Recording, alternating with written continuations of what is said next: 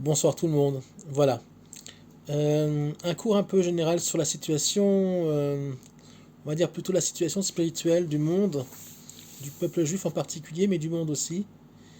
Et on va essayer de trouver des points, des ancrages qui vont nous permettre de passer cette période qui est difficile, mais si nous vivons dans cette période, en tant que juif ou en tant que non-juif même, c'est que on a les forces, il y a dans le monde des forces qui vont nous permettre de passer cette période difficile, cette période d'exil pour Israël, exil spirituel, exil physique, les deux sont liés, mais il faut aussi rappeler que c'est un exil pour le monde, c'est aussi un exil pour les non-juifs. Seulement certains en sont conscients, et c'est une minorité, même en Israël, mais moins que chez les non-juifs. Mais dans le monde non-juif, par exemple, on commence à se rendre compte que quelque chose ne va pas. Donc c'est déjà un réveil. C'est un réveil qui prend du temps, qui est douloureux pour certains, moins pour d'autres parce qu'ils ne se réveillent pas, donc ils sont déjà morts. Maintenant, ils ont toujours la possibilité de se réveiller, mais pour beaucoup de gens, on est déjà dans un coma profond, voire une mort spirituelle. La source de cette mort spirituelle, et ça marche à l'envers, c'est la profusion d'informations. C'est-à-dire que il y a encore 30 ou 40 ans, il y a 100 ans, c'est encore plus fort, il n'y avait pas Internet. Et je ne suis pas contre Internet, du tout, bien au contraire. Mais il faut comprendre que cette profusion de cours de Torah, cette profusion d'informations tout court sur l'actualité, sur beaucoup de choses, au lieu de nous faire grandir, généralement on nous fait tomber. On dit trop d'informations tue l'information. C'est-à-dire que nous vivons une période extraordinaire où il y a énormément de lumière spirituelle, de lumière divine donc, qui arrive dans le monde. Et cette profusion-là d'informations spirituelles, ou l'actualité, tout ça c'est lié, n'est pas forcément bien digérée par les populations, quelles qu'elles soient. D'abord parce qu'il y a beaucoup de mensonges, donc déjà c'est même pas une question de la digérer, il y a énormément de mensonges. On ne sait plus ce qui est vrai, ce qui est faux, on a marché sur la Lune, on n'a pas marché sur la Lune, il y en a qui croient aujourd'hui que la Terre est plate alors qu'on a mis les scientifiques et les hommes, les penseurs ont mis 500 ans pour faire admettre déjà à l'Église en Europe, dans le monde juif on n'a pas besoin de ça, mais dans le monde juif, dans le monde non juif, on va dire dans le monde chrétien, ils ont mis 500 ans à faire admettre à l'Église que la Terre était ronde, d'accord. Et tout d'un coup, on a des génies, des lumières qui sont apparues, je rigole, je me moque, de gens qui retournent au Moyen-Âge et qui vous disent que tout est faux, on nous a menti sur tout et que la Terre n'est pas ronde, elle est plate. Bon. Je ne vais pas rentrer dans le dossier, c'est tellement bête, il y a tellement de preuves que c'est le contraire. Alors pourquoi? Et je vais vous expliquer pourquoi on peut en arriver à dire des bêtises pareilles. Tout simplement parce que aujourd'hui on peut tout prouver. Tout prouver. Même le mensonge, on peut le prouver. C'est-à-dire que je ne peux pas le prouver que c'est un mensonge. On peut prouver le mensonge que le mensonge est un mensonge. D'accord. C'est-à-dire que aujourd'hui, avec des vidéos qui sont bien faites, qui sont bien ficelées, on peut vous prouver que la Terre est plate. D'accord. Je dis bien, on peut prouver que la Terre est plate pour ceux qui veulent bien croire que la Terre est plate. On sait très bien qu'elle n'est pas plate. Il y a une logique dans la création. C'est un exemple que je prends parce que c'est tellement intéressant, c'est tellement pathétique d'une certaine façon, que parfois on a envie d'en pleurer, en tout cas moi, et je me dis mais où en est-on arrivé? On a vu ce qui s'est passé avec la cérémonie d'inauguration des JO. On voit comment les gens aujourd'hui s'habillent dans la rue, comment tout est accepté, est acceptable, alors que ce n'est pas le cas, on va dire, moralement et spirituellement. Pourquoi? Parce que finalement, les forces contraires sont là pour nous faire ralentir pour empêcher, même si on peut dire comme ça, notre accès au monde futur, au monde de la vérité, au monde de la lumière. Alors certains vont me dire, oui, mais il y a des vérités. Oui, il y a des vérités, mais toutes les vérités sont concentrées et on va dire sont satellites d'une vérité. La seule vérité dans ce monde-là, c'est que tout dépend, tout est concentré sur le divin lui-même. Il n'y a pas de monde sans Dieu. Quand on dit je pense ce que je veux, je fais ce que je veux, c'est très bien.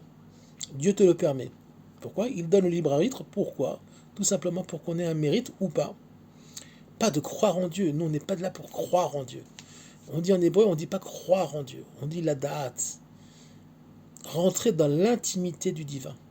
On n'est pas là pour croire. Nous, on veut comprendre, on veut étudier, on veut grandir, on veut assimiler des connaissances. D'accord? Alors, effectivement, dans l'homme, il y a ce qu'on appelle Emuna Pshuta, une croyance, une foi simple, c'est vrai. Mais cette foi simple doit se construire sur l'étude spirituelle pour nous en tant que juifs, la Torah. Pour les nations du monde, malheureusement, à part certains, et c'est très très peu, qui commencent à comprendre que de Jérusalem sortira la lumière pour le monde, Kimitzion etc. De Tzion, de Yerushalayim, sortira la Torah. La Torah, c'est quoi? C'est quoi le mot Torah? Le mot Torah, c'est enseignement. Donc, qu'est-ce qui va sortir de Jérusalem? Ils sont en train de se passer. Okay, de Sion, la vérité. Même si cette vérité, elle restera toujours partielle, mais cette vérité partielle, quand on y arrivera, et elle vaille qu'on y arrive déjà, d'accord, est, on va dire, l'expression de quelque chose de beaucoup plus grand, mais inaccessible. Mais déjà, si on arrive à comprendre, entre autres, les noms divins, qui sont tout simplement des expressions du divin, ça serait déjà pas mal. Puisqu'on en est encore très loin, puisque pour ceux qui sont juifs et qui prient tous les jours, par exemple, dans leur livre de prière, on dit par exemple, on ne prononce pas le nom Yudke Vavke, ok, on prononce pas non plus, pour rien, Amonai, d'accord? Ado, plus loin, Nai. Pourquoi? Parce que c'est un nom qui est moins élevé, et le Shem à Havaya, Yudke Vavke, n'est pas prononçable pour le moment. Quand le Mashiach se dévoilera, il nous enseignera comment le prononcer. Pour le moment, on ne peut pas. D'abord parce qu'on ne sait pas exactement comment le prononcer, et deuxièmement parce qu'on n'a pas les possibilités, on n'a pas encore les réceptacles pour pouvoir l'exprimer. Dans le monde juif, depuis, on va dire, 200 ans, en même temps qu'arrive dans le monde la chassidoute du Baal Shem Tov, la chassidoute étant une branche de la Kabbalah, qui parle surtout du moi, okay, de l'homme par rapport à lui-même et par rapport à Dieu, d'accord? Puisque pour découvrir Dieu, il faut d'abord découvrir qui on est, savoir comment on est construit, ce qu'on appelle Torah Tanefesh. Il y a eu beaucoup de livres, beaucoup de travail qui a été fait par le Baal Shem Tov, par le Baal HaTanya, celui qui a créé la Chassidut Chabad, le grand Rabbi Nachman de Breslev, le Rav Rata du Shomer Emonim, et plus récemment le Baal HaSulam, extraordinaire, qui nous ont amené beaucoup de corrections, beaucoup de lumière sur ce qu'était le Hémet et sur ce qu'était le vrai travail divin dans ce monde-là. Alors quand on prononce le mot par exemple Kabbalah, tout de suite les gens rentrent dans des pensées mystiques de waouh, on parle de l'âme, on parle des structures, des mondes supérieurs.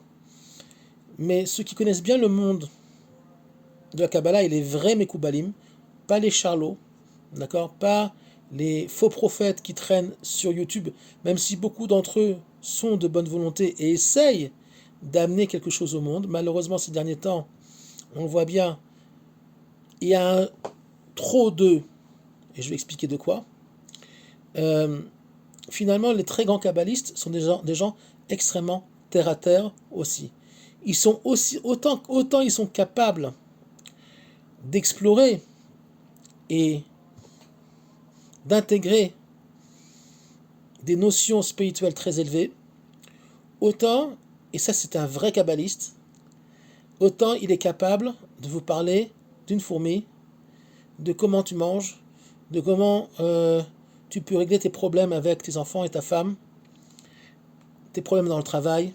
Il peut non pas régler pour toi tes problèmes, parce que ça n'existe pas, mais il peut t'aider au moins à te donner les outils pour bien construire ta vie matérielle, donc aussi spirituelle. Puisque nous, dans le judaïsme, on ne dissocie pas le matériel du spirituel, puisque le matériel est la conséquence de la création. Donc la matière est extrêmement spirituelle. La preuve, c'est qu'on utilise la matière pour des fins spirituelles. Le feu, une peau de vache pour fabriquer des téphilines et écrire donc le parchemin, utiliser de l'encre végétale, d'accord, etc., etc. Construire, fabriquer des ampoules, l'électricité, pour pouvoir avoir de la lumière à la maison, et j'en passe, et des voitures, et tout est bon, il n'y a rien à jeter dans ce monde-là. Quand je parle du monde matériel, la problématique, c'est quel est mon rapport à la matière. Là est la vraie problématique. Le problème, c'est pas la matière, le problème, c'est quel rapport j'ai à cette chose-là, comment je la comprends, et surtout que j'en fasse pas, on dit un tachlit en hébreu, savoir une fin en soi, mais seulement un moyen de connaître Dieu, puisque, je répète, la émouna, la foi, nous enseigne les maîtres d'Israël, se renforce et se construit sur la connaissance, sur les connaissances de Torah. Pas que j'ai la foi, je crois en Dieu. Ça veut rien dire. Je crois en Dieu. Quoi, tu crois? Tu crois en quoi? Que Dieu a créé l'univers, mais ça veut rien dire. D'accord, c'est bien. Tu crois, c'est bien déjà. C'est déjà mieux que d'autres. Mais pourquoi? Comment? Quel est le but? Où on va? Où moi je dois aller dans ce monde-là? Une des plus grandes, la plus grande problématique juive, pas éternelle, parce elle est en train de de se réaliser en ce moment, c'est le rapport entre l'exil et la rédemption, la Géoula et la Gola. D'accord? Nous sommes actuellement dans une période transitoire entre la Gola et la Géoula, entre l'exil et le retour d'Israël sur sa terre. Et là, on va rentrer dans une petite étude très rapide d'un très grand livre qui s'appelle le Chesed d'Abraham, qui est un livre de Kabbalah, qui a été écrit par le Rav Avraham Azoulay à l'époque de la Renaissance, juste un peu après que le Hari soit parti de ce monde-là. Le Rav Avraham Azoulay habitait à Hebron. Oui, il y avait des Juifs à Hebron, il n'y avait pas de Palestiniens, d'accord. Ça n'existe pas. Il est décédé au milieu du XVIIe siècle et il est né à la fin du XVIe, d'accord. Je ne sais plus exactement la date. Je crois qu'il est, je me trompe peut-être, mais c'est à peu près ça. Et je crois qu'il est né en 1570 et mort en 1634, 33, un truc comme ça. Voilà. Donc juste un peu après le Hari qui a vécu juste avant. Ils se sont chevauchés. Donc ils n'ont pas pu se connaître puisque le Rav Avraham Azoulay, quand il avait 2 ou 3 ans, le Hari est décédé. Et le Hari, qui est le plus grand maître, après le Ramban et Rabbi Shimon Bar Yochai, dans le monde de ce qu'on appelle la Kabbalah. Mais on parle d'un maître en Torah qui dépasse de milliards d'années-lumière tous les rabbanim, je dis bien tous les rabbanim de ces 100 dernières années. D'accord? Ce sont des géants en Torah, des géants dans le monde spirituel, et personne dans notre génération, qui que ce soit, qui a vécu ces 100 dernières années, ne peut remettre en question une Torah comme ça. Il faut bien le savoir, il y a ce qu'on appelle des piliers, dans ce monde, des piliers spirituels, qui sont des hommes, okay, qui permettent au monde de se maintenir. Et le Rav Avraham Azoulay fait partie de ces piliers, comme le Hari Akadosh et d'autres, comme le Ramban aussi, comme le Gaon de Vilna, qui permettent au monde de ne pas être détruit. Vu ce qu'on voit à l'extérieur, le monde aurait pu être détruit 1000 fois. Même dans notre génération, il y a des gens qui sont des piliers, des petits piliers, mais qui sont quand même des piliers, et qui permettent, ça s'appelle les 36 juifs, les 36 justes, qui permettent au monde de ne pas être détruit. Que nous dit très rapidement le Rav Avraham Azoulay?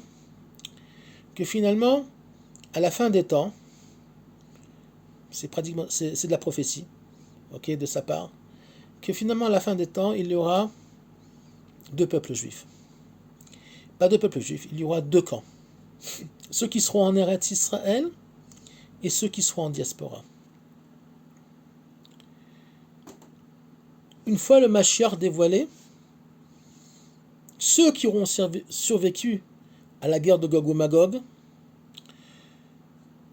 Alors, cette Torah-là, je vais juste faire une parenthèse, elle s'appelle Besod Ador Be'eretz Israël Be'biat HaMashiach, le secret de la génération qui se trouve en Eretz Israël à l'époque messianique, qui est page, mes lunettes, Torah Chavbet,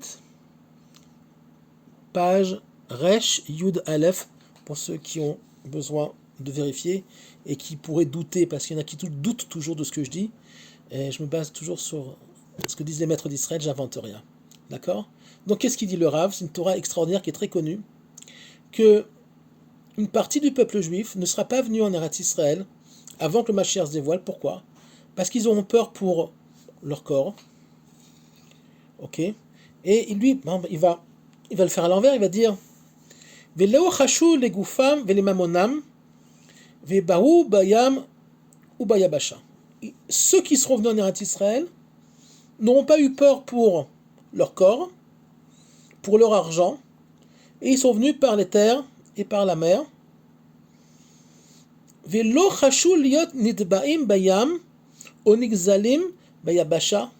Ils n'auront pas eu peur d'être éventuellement coulés en mer, sur des bateaux, ou volés en chemin. Pourquoi? Parce qu'ils auront compris de façon, on va dire, consciente ou pas, chacun avec le mérite qu'il a, que l'important c'est leur ruach et leur neshama. Alors là on rentre dans quelque chose de très il faut pouvoir, on va dire, déchiffrer. Il parle de ruach et neshama, il ne parle pas de nefesh. L'âme est faite de nefesh, ruach, neshama, chaya ve yechida. Il parle de ruach et neshama qui sont déjà des niveaux spirituels élevés. Le nefesh dans la Torah, pour ceux qui ne le savent pas, c'est la partie d'âme il y a 2 nefesh, ce qu'on appelle le nefesh haeloki et le nefesh abémi. Le nefesh, donc l'âme animale, et l'âme divine. Ces 2 parties d'âme sont en lutte, puisque le nefesh abémi, donc l'âme animale, est toujours à l'affût de choses qui sont tout simplement des pulsions animales, qui peuvent être la sexualité, le trop-plein de nourriture, c'est-à-dire qu'on est obsédé par la nourriture, et par exemple aussi, un des plus grands problèmes, l'argent, à savoir la matérialité. Rabbi Nachman de Breslev enseigne que dans le Likutei Moharan que ces 3 niveaux s'appellent Yerushalayim, Yirat Shalem, la crainte complète. À partir du moment où tu arrives à fermer ça, à surpasser ça, alors tu peux arriver à un niveau qui est plus haut que celui des anges. Pourquoi? Les anges, c'est quoi? Les anges fonctionnent suivant la nature et le rôle qui leur a été donné. Ils n'ont pas de libre arbitre. Ils font ce qu'on leur dit. Ils font ce que... ils sont comme des programmes Internet. Quand tu appuies sur un écran sur Google, ben, tu obtiens Google. Tu n'obtiens pas YouTube. Tu appuies sur YouTube, tu obtiens YouTube. D'accord? L'écran YouTube s'ouvre. Et ben les anges, c'est pareil. Ils ont une seule fonction ou plusieurs, mais ils restent, on va dire, dans leur fonction. Ils ne peuvent pas faire autre chose que le pourquoi ils ont été créés. L'homme est beaucoup plus élevé que l'ange. Pourquoi? Parce que même si l'ange, si on peut dire comme ça, ne faute pas, parce il n'a pas de mérite, puisqu'il ne peut pas fauter. La faute permet le mérite. La faute permet de choisir le bien ou le mal. Donc qu'est-ce qu'il nous dit le Rav Avraham Azoulay? Que finalement, une partie du peuple juif va se retrouver dans une situation où il préférera finalement son confort, sa zone de confort, en exil, bien que ça, vous verrez que ça aussi, ça va s'écrouler. Ils auront choisi, on va dire, une vie plus confortable, sécuritairement parlant, c'est déjà aussi en train de s'écrouler, puisqu'il y a de plus en plus d'agressions antisémites en Europe et aux États-Unis, là où sont concentrés le plus grand nombre de juifs dans le monde. D'accord? Et finalement, ils diront, ben nous, on ne veut pas aller en Eretz Israël, c'est dangereux. Ok? Nous, on veut protéger finalement notre Ruach et notre Neshama, notre côté spirituel, et on ne veut pas arriver dans ce pays-là où notre Nefesh, notre partie d'âme qui est liée à ce monde-là, de façon plus consciente, puisse être en danger, savoir mourir, ou alors pas tomber, mais devoir vivre une vie matérielle plus restreinte, plus tsanoua on dit en hébreu, plus simple. D'accord?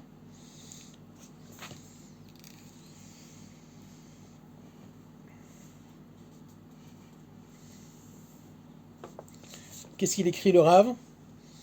C'est très fort. Venit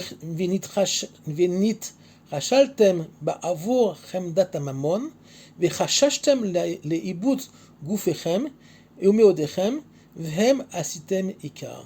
Il dit que finalement, les gens ne viennent pas en Eretz Israël parce qu'ils ne veulent pas descendre de niveau comme beaucoup de gens disent.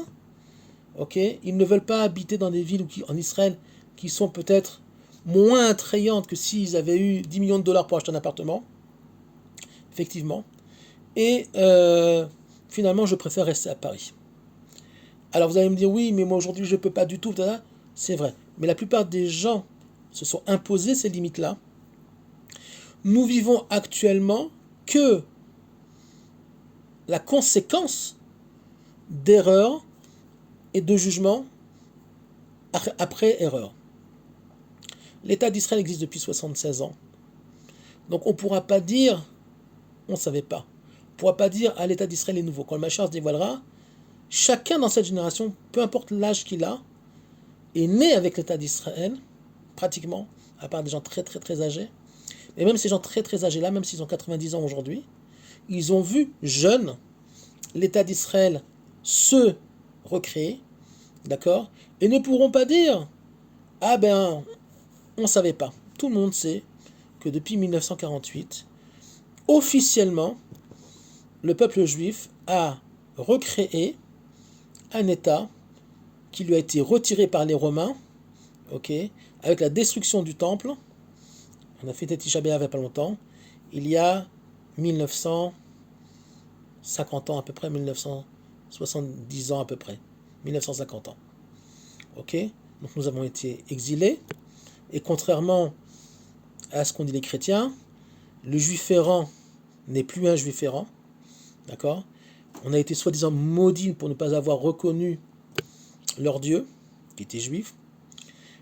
Et finalement, les Juifs errants sont revenus chez eux, comme les prophéties l'avaient prévu, d'accord, entre autres dans Yézéchiel, d'accord, ou Daniel, ou d'autres, ou Yoël, ou finalement, ou Amos, Ovadia, ou finalement le peuple juif, comme promis par le Maître du monde, par le biais des prophètes, finalement le peuple juif revient sur sa terre et recommence à jouer un rôle important dans l'humanité et recommence à retrouver son identité.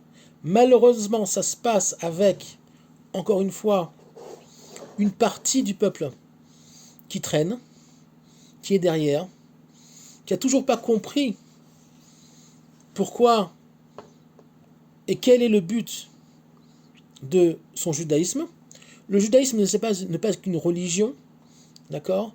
Il n'y a pas de séparation dans le judaïsme entre l'État et, on va dire, le sacerdoce, la pratique religieuse. Dans le judaïsme, tout est une chose. Le social, la guerre, l'agriculture, tout est traité par la Torah. Il suffit de regarder les Mishnayot, le Talmud, d'accord ? Même les 5 livres de la Torah, Moshe, en sortant le peuple juif d'Égypte, traite aussi on va dire, de problèmes sociaux et va mettre en place des tribunaux, va mettre en place des juges pour pouvoir gérer socialement. Il n'y avait pas encore d'agriculture à l'époque parce qu'on n'était pas encore rentré en Eretz Israël, on n'était qu'en chemin, d'accord ? Mais pour gérer déjà comment partir en guerre, comment faire la guerre dans le désert, parce qu'on était attaqué en chemin très souvent, et comment aussi préparer le peuple spirituellement et matériellement pour rentrer en terre d'Israël avec Yehoshua ben Nun et Caleb ben Yefouné. Puisque Moshe ne va pas rentrer en Eretz Israël, il rentrera en Eretz Israël qu'à la fin des temps. Il reviendra par le biais de Triat Hametim, la résurrection des morts, et il va rentrer en Eretz Israël accompagné de Aaron, accompagné de Myriam, Esther et Mordechai, et les grands d'Israël qui ont vécu, qui reviendront, tous les tzadikim qui reviendront quand la résurrection des morts se fera. Donc qu'est-ce qu'il nous dit le Rav Avraham Azoulay ? Que va-t-il se passer en Eretz Israël quand il y aura finalement cette partie du peuple qui était en Eretz Israël et les autres qui auront survécu la guerre de Gog et Magog, parce que tout le monde ne survivra pas apparemment. Qu'est-ce qui va se passer ? Ils vont dire, ouais, mais c'est bizarre, les Juifs en Eretz Israël, eux, ils peuvent rentrer tous les jours à un niveau spirituel qui s'appelle le Gan Eden. Ils étudient la Torah avec Dieu. On ne parle pas du Mashiach, avec Dieu lui-même. C'est tout simplement la prophétie, d'accord ? C'est pas que Dieu va être dans une classe et va nous dire ça, ça et ça. Non. On va avoir une conscience très élevée. Donc on va, d'une certaine façon, avoir cette surconscience va nous être transmise, c'est ce qu'on appelle tout simplement la prophétie. Et ils vont dire, mais nous, on ne la ressent pas, cette surconscience. Pourquoi eux, ils ont le droit et nous, on n'a pas le droit ? Que va leur répondre alors là, oui, le Melach HaMashiach ? Il leur a dit, mais Dieu, vous saviez très bien comment il fonctionne. Il leur dit, Mida, Keneged Mida. Il leur dit, mesure pour mesure. Vous n'avez pas voulu venir en Eretz Israël pour des raisons matérielles et de confort et vous avez eu peur pour votre vie. Regardez tous ces fous-là qui habitent sur la terre d'Israël, toutes ces femmes qui envoient leurs maris combattre à Gaza actuellement, toutes ces femmes et ces pères qui envoient leurs enfants à l'armée pour défendre le peuple. On ne sait pas si que Dieu préserve nos enfants vont revenir. On ne sait pas si les maris vont revenir. D'accord ? Et puis on a une menace de l'Iran. On a une menace du Hezbollah. Ils sont en train d'avoir la trouille en ce moment, mais sur le principe, les menaces du Houthim, on nous a enlevé une partie de la population qui est toujours prisonnière à Gaza. D'accord ? Le monde a déjà oublié que les agresseurs sont devenus les victimes. D'accord ? Puisqu'Israël a montré qu'il était très fort. D'accord ? Plus fort que ce qu'on pensait. Mentalement surtout. Donc finalement, ces gens-là qui habitent en Eretz Israël où la vie effectivement est pas toujours facile matériellement, mais on a beaucoup d'autres choses en contrepartie. Tous ces fous-là, ils ont dit, mais finalement, on aime la terre, on aime notre Dieu parce que Dieu, on le sert aussi avec le nefesh, avec le corps, d'accord? C'est-à-dire que la présence en Eretz Israël, juste le fait d'être en Eretz Israël, je ne vous parle pas d'envoyer son mari ou ses enfants à la guerre, c'est déjà ce qu'on appelle le Messirut Nefesh, à savoir le don de soi, et que nous dit le Rav Avram Azoulay, que les gens, par le mérite du Messirut Nefesh, par le mérite du don de soi et de ne pas avoir peur de mourir éventuellement, grâce à ce mérite-là, ils pourront étudier directement, si on peut dire comme ça, prenez-le comme une allégorie, avec le maître du monde. Et les autres diront, mais nous aussi on veut. Nous aussi on veut. Alors le Mashiach, il leur dira, non, vous ne pouvez pas, c'est trop tard, il fallait faire tchouva avant. Par contre, on va vous donner des cadeaux. Alors, je vous raconte ce que le livre dit. Le livre dit, pour ceux qui parlent l'hébreu, vous pouvez vérifier ce que je dis. Il leur dira, mida keneged mida. Vous avez quand même des mérites, puisque vous avez aussi beaucoup souffert en exil, mais vous n'avez pas le mérite de la terre d'Israël. Alors, Dieu va vous donner alors c'est une allégorie, c'est une image, tous les trésors de la planète, des pierres précieuses, de l'or, tous les biens matériels possibles et inimaginables, mais les biens spirituels, vous ne les aurez pas.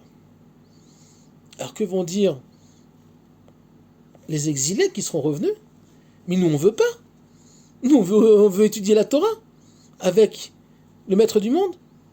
Et le Mashiach leur répondra, Mida keneged Mida. À cause, justement, du matériel, vous n'êtes pas venu en Eretz Israël, alors votre cadeau sera que matériel. C'est très dur, je l'avoue, mais cet enseignement nous montre combien, finalement, l'investissement dans l'histoire du monde, l'investissement dans l'histoire d'Israël, l'implication d'un juif dans le retour d'Israël sur sa terre, physiquement, est plus important lui-même que, finalement, on va dire, pas plus important, mais est aussi important que le côté spirituel, puisque le retour sur la terre lui-même est un acte de foi, est un acte de Messirut Nefesh, de don de soi, et quand on vient en Eretz Israël, on sait que, oui, pour le moment, c'est peut-être un peu plus dangereux, mais ça va changer, malheureusement. C'est un peu plus dangereux que d'habiter à Paris, New York, Londres ou ailleurs. Mais finalement, quoi qu'il arrive, moi j'aurais fait mon travail.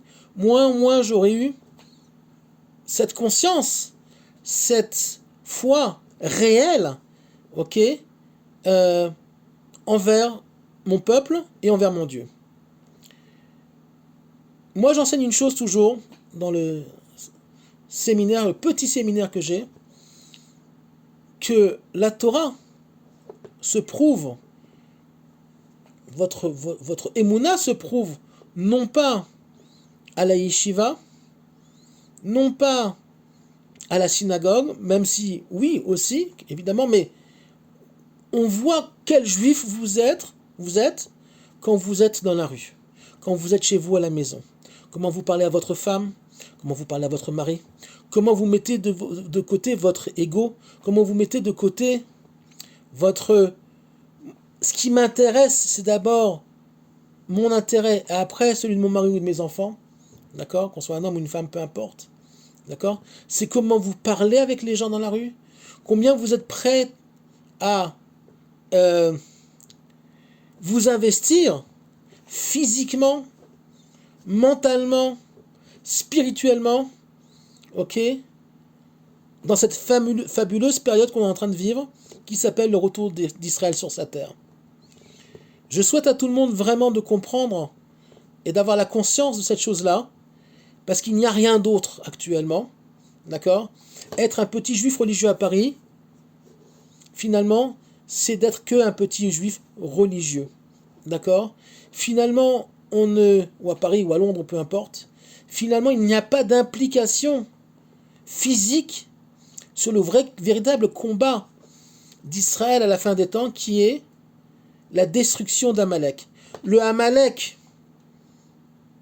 qui est représenté aujourd'hui par donc les forces du mal, par nos ennemis qui veulent nous détruire, mais il y a un autre Amalek qui est encore beaucoup plus dangereux, qui est le Amalek qui est en nous, une partie, malheureusement, des Juifs du monde, qui est contre le retour d'Israël sur sa terre, qu'ils habitent en Eretz Israël, qu'ils habitent à New York, à Paris ou ailleurs, et qui combattent Israël actuellement, politiquement, qui font des conférences dans les universités et ailleurs, et qui malheureusement crachent sur ce merveilleux projet qui est le retour d'Israël à Tzion.